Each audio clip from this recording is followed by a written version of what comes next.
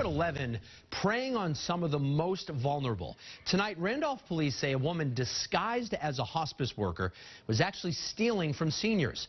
Ken McLeod shows us what their investigation uncovered. Randolph police are now trying to find the rightful owners for a bunch of stolen jewelry. Senior citizens who thought the accused thief was trying to help them.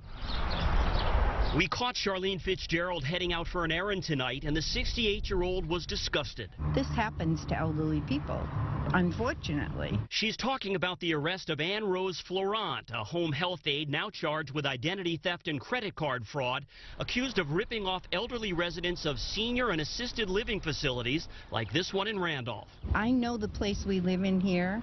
They're so careful. I mean, if it can happen here, where else is it happening? According to police, it was happening in at least 6 towns where Florent would flash one of her dozen agency IDs to gain entrance and then knock on residents' doors, many of them dementia patients. When someone knocks on the door and they're friendly and whatever, they just let them in.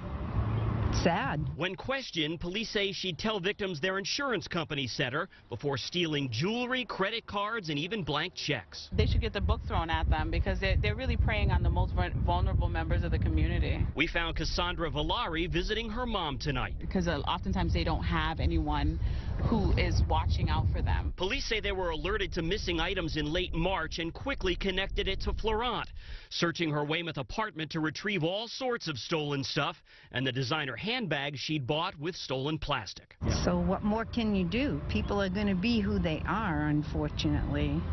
Police acknowledge some of the victims may not even be aware of it yet, and they're welcoming calls from family members to see if any of the stolen jewelry here might belong to a loved one. In Randolph, Ken McLeod, WBZ News. All right, Ken.